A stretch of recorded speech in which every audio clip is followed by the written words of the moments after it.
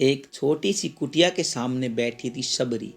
गुजरे हुए समय ने उसकी पीठ को झुका दिया था, लेकिन उसके मन का दीपक अभी भी उतना ही उजला था जितना पहले दिन था जब उसने एक प्रतिज्ञा की थी, प्रभु अवश्य आएंगे, मेरे इस दरवाजे से ही आएंगे।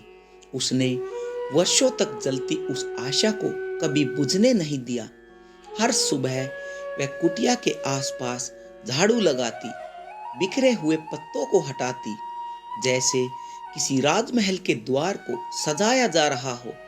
इतने वर्षों से जंगल का हर पेड़ पत्ता उसका साथी था, हर पक्षी उसकी प्रतीक्षा सुनकर बड़ा हुआ था, और वह खुद बस भगवान का नाम जपते जपते समय को भक्ति में बदल चुकी थी।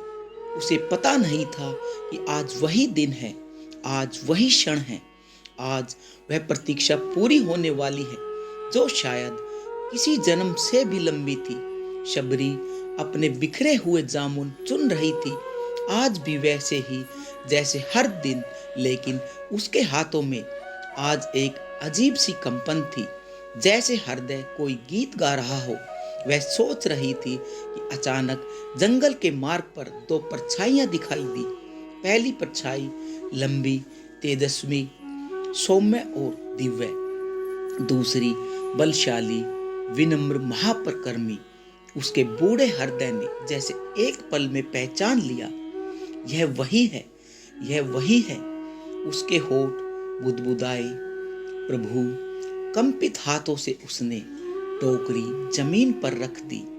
उसकी आंखों में उम्र के आंसू भर आए। जो वर्षों से वह रोके हुए बैठी थी, वह आज बहने को तैयार थे। भगवान राम उस कुटिया के सामने रुक गए। उनकी आंखों में करुणा, प्रेम और शांति का अपार सागर था। लक्ष्मण उनके पीछे खड़े थे, जिन्होंने ऐसी भक्ति पहले कभी नहीं देखी थी। राम ने मुस्कुराकर कहा, माते, क्या आप ही शबरी हैं? शबरी थोड़ी घबराई और आगे बढ़ी।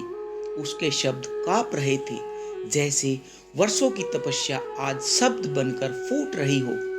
शबरी बोली, प्रभु, मैं ही शबरी हूँ, पर आपने मुझे माता क्यों कहा? मैं तो एक दासी हूँ, वन की धूल से भी तुच्छ। राम ने उसके पास जाकर धीरे से कहा, जो हृदय में प्रेम रखे, जो प्रतीक्षा को पूजा बना दे, वह तुच्छ कैसे हो सकता है माता? शबरी ने सिर झुका लिया। उसका गला भर आया।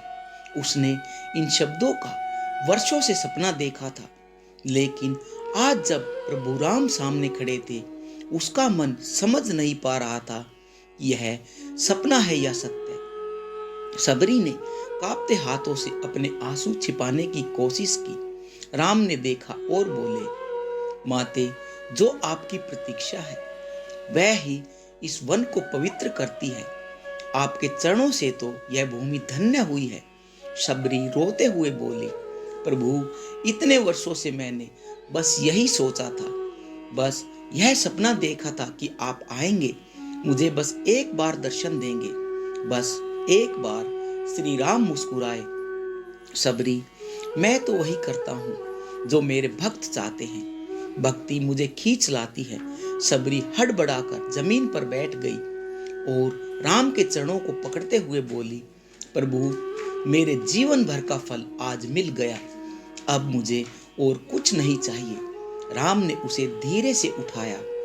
उनका स्वर शीतल था, नहीं माते, आज तो मैं आपके घर अतिथि बनकर आया हूँ।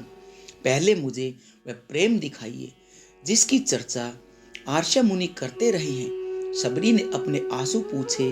उसका हृदय जो इतने वर्षों तक सूखे पत्तों जैसा था, आज मानो हरियाली से भर चुका था। शबरी अपनी छोटी सी टोकरी उठाकर लाई। उसमें जामुन थे, कुछ कच्चे तो कुछ पके हुए, और कुछ के सिरों पर हल्का सा दांत का निशान।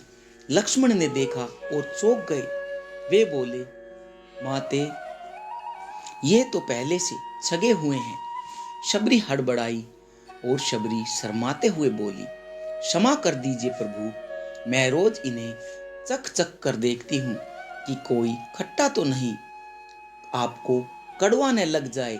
मैं कैसे दूं आपको बिना चखे हुए।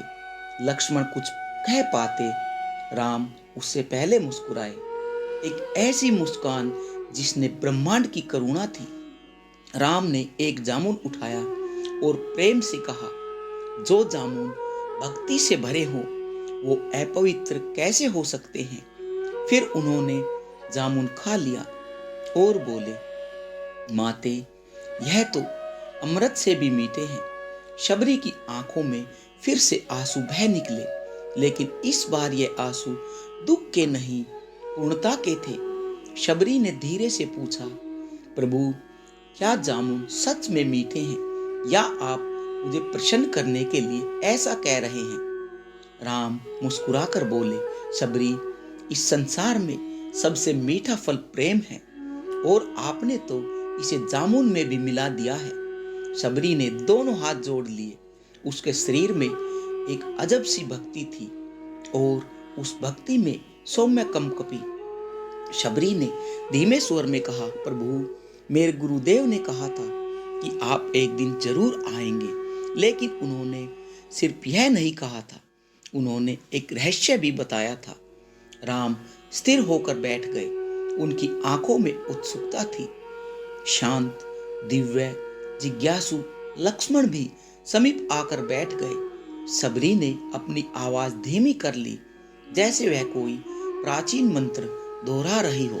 प्रभु, मेरे गुरुदेव ने कहा था कि जब भी आप मेरे आश्रम आएंगे तब मैं आपको एक ऐसी भविष्यवाणी सुनाऊंगी जो आपके आगे के मार्ग को ही बदल देगी। श्री राम शांत थे, लेकिन उनके हृदय में गहराई से कुछ हिला। उन्होंने पूछा, कैसी भविष्यवाणी माते।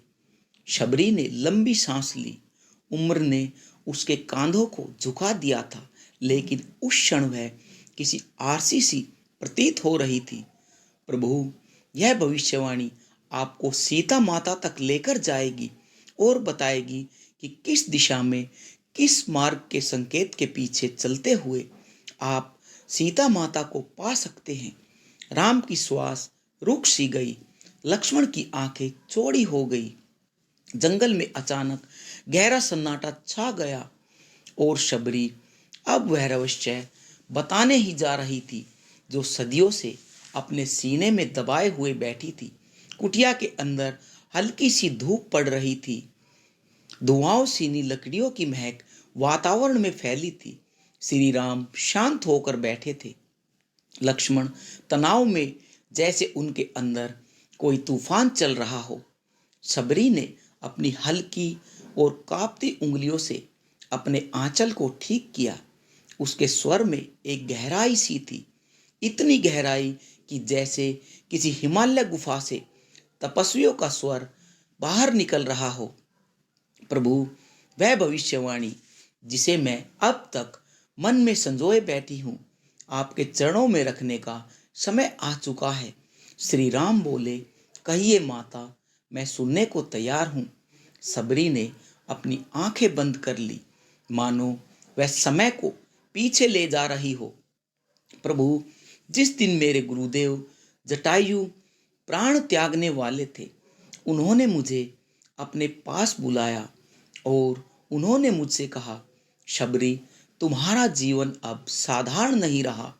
तुम्हारी तपस्या ने स्वयं काल को भी रूपांतरित कर दिया है। एक दिन रक्षित अरक्षित सभी लोगों के स्वामी तुम्हारे द्वार पर आएंगे। श्री राम चुप थे। लक्ष्मण ध्यान से सुन रहे थे।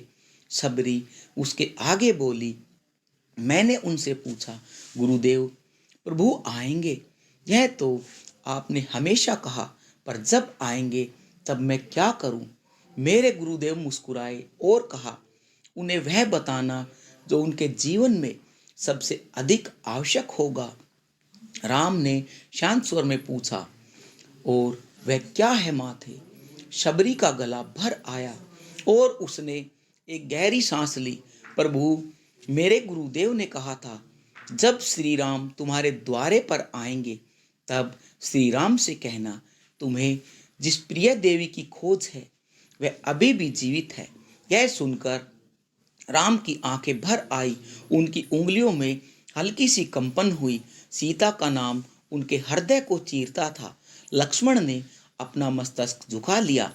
उनके अंदर क्रोध, शोक और वेदना मिश्रित थी। सबरी बोली, प्रभु, सीता माता प्राणों की कैद में नहीं है, उनकी स्वयं दैवीय शक्ति कर रही है।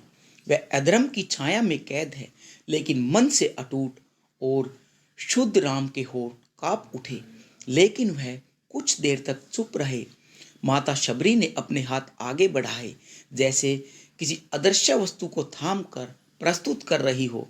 प्रभु, मेरे गुरुदेव ने कहा था, जब श्री राम आए तो उन्हें कहना कि एक पक्षी उनका मार्ग खोलेगा। यह सुनकर राम और लक्ष्मण दोनों चौंक उठे। श्री राम ने पूछा, एक पक्षी? शबरी, हाँ प्रभु, जिस स्थान पर आपके चरण पड़े हैं वहीं कहीं एक घायल पक्षी अपने अंतिम श्वास ले रहा है। वह आपका मार्गदर्शक बनेगा। लक्ष्मण तुरंत समझ गया। उनके हृदय में बिजली सी कांप उठी। क्या वह जटायु है? शबरी ने आंखें खोलकर आकाश की ओर देखा और बोली, हाँ, जटायु ही वह दैवीय पक्षी है जिसने माता सीता को बचाने का प्रयास किया था। राम के हृदय में शोक का तूफान उठ गया। उनके नयन यह सुनकर भर आए। सबरी की आवाज गंभीर हो गई, प्रभु, मेरे गुरुदेव ने कहा था, श्री राम को कहना, एक नदी तुम्हारे मार्ग में आएगी।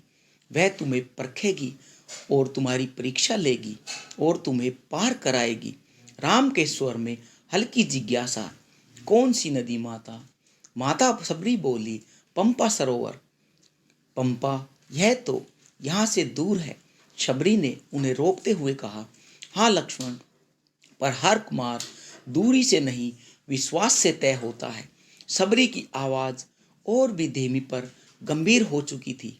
प्रभु, मेरे गुरुदेव ने कहा था कि श्री राम को कहना, उन्हें वन में एक ऐसा मित्र मिलेगा जिसके पास बल भी होगा, भक्ति भी होगी और वफादारी भी। राम ने मन ही मन कहा, क्या यह हनुमान की ओर संकेत है? सबरी ने मुस्कुराकर कहा, हाँ प्रभु, आपका मिलन उस महावीर से होगा जो आपकी पूरी यात्रा का केंद्र बनेगा। लक्ष्मण की आंखों में चमक आ गई। यह कहते समय शबरी की आवाज कांप रही थी, जैसे यह शब्द उसके लिए असाधारण न हो, बल्कि ब्रह्मांड द्वारा कहा गया एक सत्य हो।